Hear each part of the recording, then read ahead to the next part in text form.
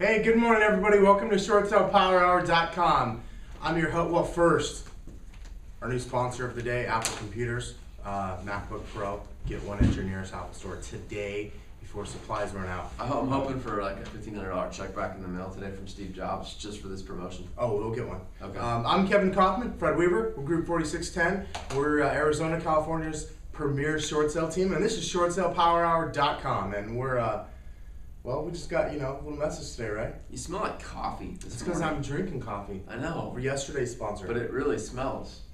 I mean, it's probably covering up the other smell that's normally coming out of your mouth, but it's just coffee, it's just not my favorite smell. Wow.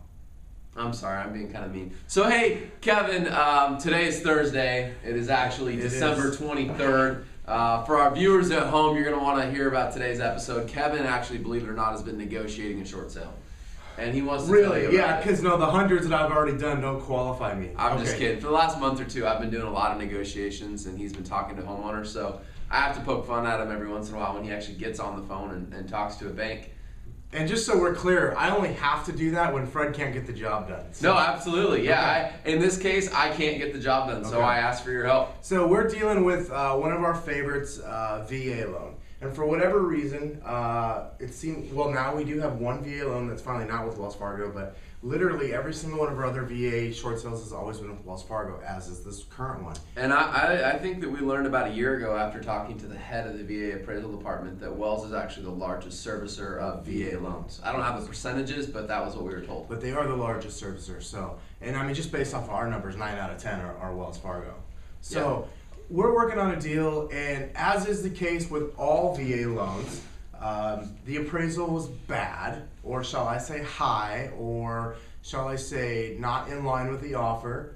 You mean it was used based on sold comps from 3 months ago, taking into consideration zero active and pending REO sales and other short sales in the neighborhood? Yes. Oh, got it. So here's my issue. So the appraiser for a VA that has to, so they've got to do a VA appraisal. They have certain guidelines they have to follow. Yes. Right, and so... They were written in 1981, the year after my birth, and they were approved by Congress in 1982 when I was 2 years old. Well, here's the sad part that we've recently learned is that literally in order to change these guidelines, it would literally take an act of Congress to change these guidelines. That's no exaggeration. To get them to take their heads out of their butts to get things right.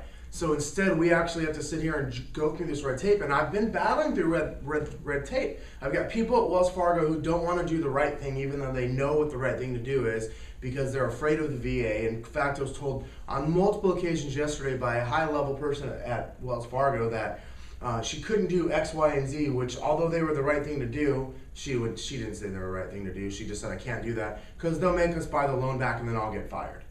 And I'm talking to the VA representative on the other line, and the VA representative saying, just tell them to do X, Y, and Z, and we'll be able to get this thing changed. I can see that the appraisal is bad, although it's good by guidelines.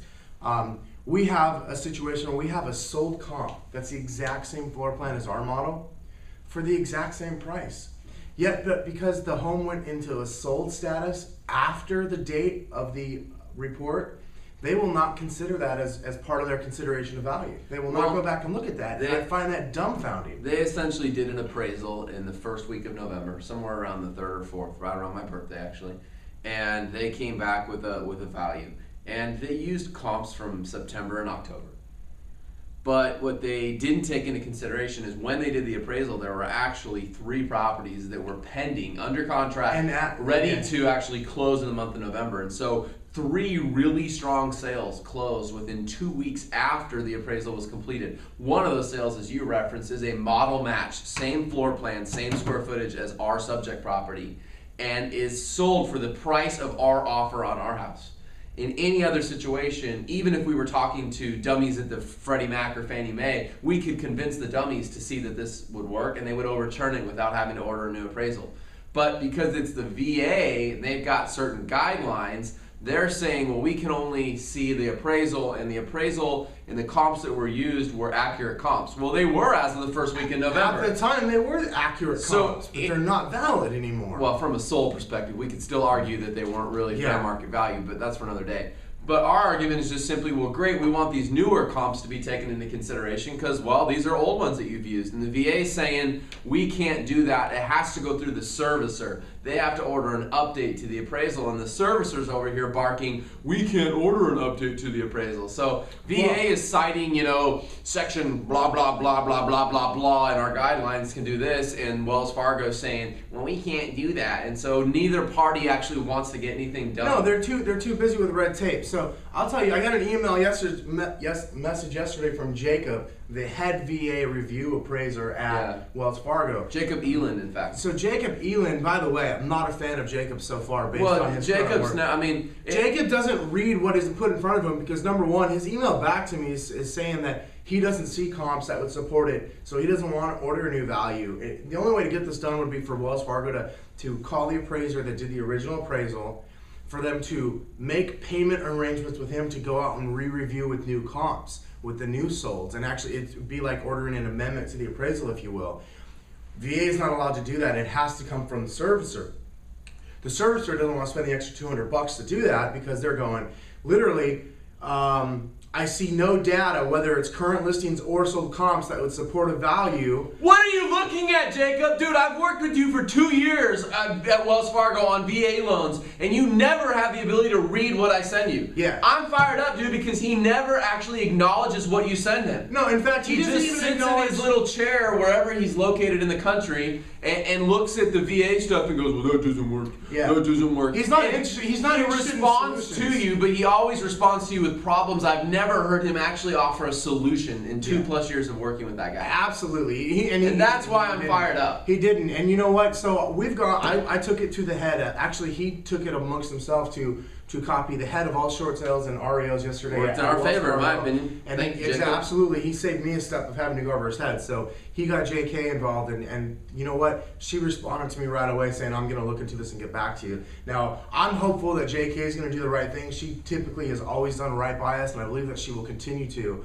But I can tell you right now, if she doesn't, I'm not done with this. I will go back to the head of VA if we have to. We've got the contact information for the head of all appraisals for VA nationally, and we'll go back to the actual the secretary of the VA affairs, Eric Shinesky, who reports to President Obama. We will go back to him if needed, because this kind of treatment and this kind of bull crap is not helping anybody. The government says they're about helping people avoid foreclosure.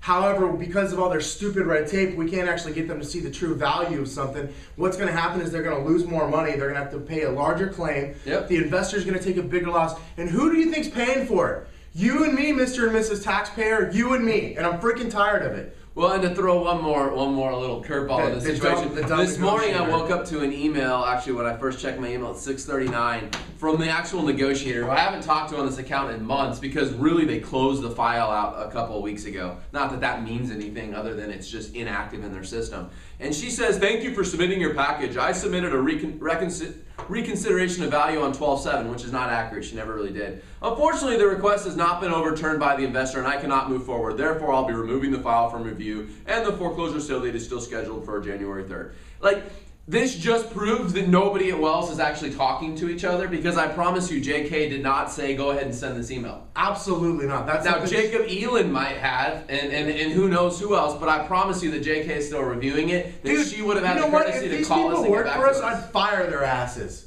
I'm serious. They'd be out the door so quick. I can't believe that people even operate like this. Let's finish this episode. No, I have one last thing to say. This is ridiculous. You and I have been pretty even-tempered for the past couple of months on Short Sale Power, but this week we've shared some stories with you guys, and I'm fired up and angry because Kevin and I are coming with solutions, and those solutions are just being turned down. And I'm not willing to accept that for a final answer. So if it takes ticking or pissing off a bank here on the show, absolutely, I'm willing to do it again to raise awareness out there. And you as agents out there fighting on behalf of homeowners and people that are actually hurting and in distress should be doing the exact same thing. Putting up with this bullcrap. And if you're not, then get out of short sales. Yeah, and you can get in the holiday spirit with us tomorrow, but today we're a little pissed. And this stuff needs to be vindicated and overturned because this is absolutely ridiculous. Guys, you know what? I just got an idea. Inspiration hit. How many of you get the emails from like NAR and your state association of realtors that say, hey, let's email this congressperson or let's do that? Yep.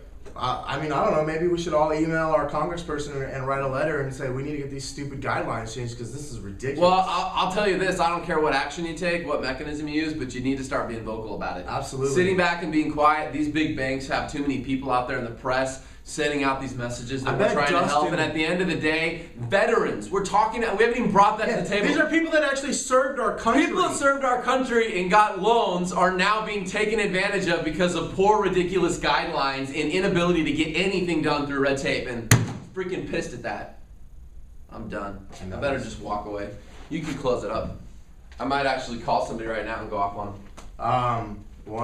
No. Friday, January 21st, Phoenix, Arizona. Actually, Scottsdale, Arizona. You're not going to want to miss it. Short sales uncensored. If you think that was uncensored, wait till you throw Brian Gubernick into the mix with the two of us. It might get ugly, folks. You're going to want to sit in the fourth row and back, trust me, which is going to cut down our seating by a little bit. So we've only got about 100 seats or so left out of the 200 if we're going to take away the first few rows. So anyways, 21st of January, Scottsdale, Arizona. You can find all the information here on the events page, shortsalepowerhour.com, and we'll see you tomorrow. Come back. Just because it's Christmas Eve, don't take the day off. We won't be. 1, 2, 3. Short Sale Power Hour! Short Sale Power Hour! Crush it! Call your senator.